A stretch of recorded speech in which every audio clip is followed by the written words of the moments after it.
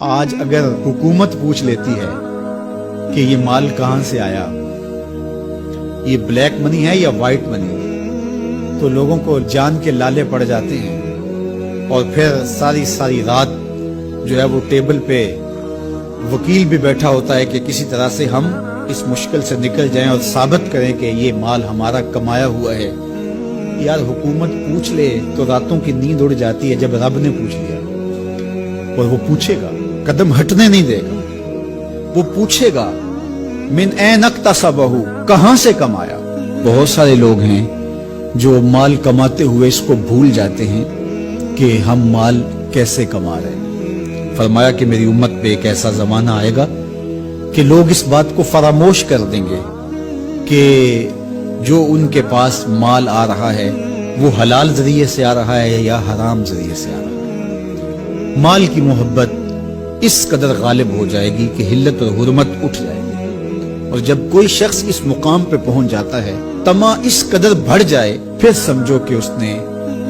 قیامت کے دن اللہ کے حضور سخت شرمندگی کا اہتمام کر لیا، سخت رسوا ہوگا اس نے۔ تو ہر صورت کے اندر وہ ذرائع اختیار ہمیں کرنے ہوں گے جو حلال ہیں۔ علماء نے لکھا ہے کہ اگر رزق پاک نہیں ہے تو نیک لوگوں کی دعاؤں سے بھی حصہ نکال دیا جاتا ہے، یعنی ایک تو اس کی اپنی دعا قبول نہیں ہوگی، دوسرا نیک لوگ جو دعائیں مانگتے ہیں، اللہ پوری امت پہ رحم کر، پوری امت کی خیر فرما، تو اس شخص کا حصہ نیک صالحین لوگوں کی دعاؤں سے نکال دیا جاتا ہے۔ تو قیامت کے دن اللہ اپنے حضور سے بندوں کے قدم ہٹنے نہیں دے گا جب تک یہ سوال نہیں پوچھ لے گا کہ تم نے رزق کمایا کہاں سے۔ اور پھر دوسرا سوال ہوگا کہ وفیما انفقہ، اس کو خرچ کہاں کیا۔ عمومی طور پہ ہم اس پہ تو زور دے دیتے ہیں کہ مال حلال ذریعے سے کمانا چاہیے،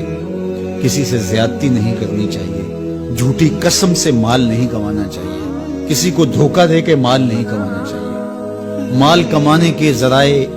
اچھے ہونے چاہیے، یہ اس پر تو ہم توجہ دیتے ہیں۔ لیکن سوال یہ بھی ہوگا کہ صرف یہ مسئلہ نہیں ہے کہ تم نے کمایا کیسے،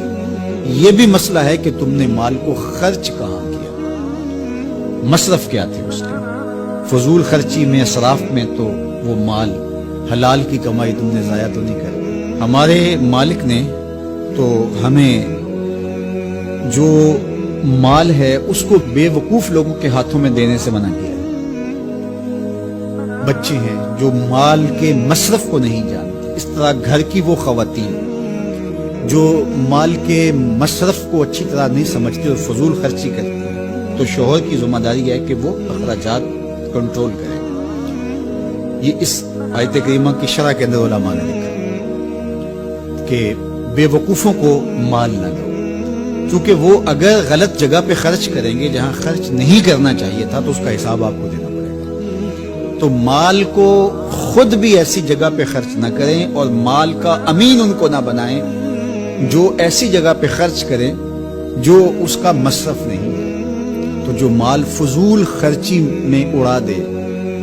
تو اس سے بھی پوچھا جائے گا، اور جو حرام میں لگائے، سراسر حرام میں لگائے، اس مال سے عیش و عشرت کرے، اس مال سے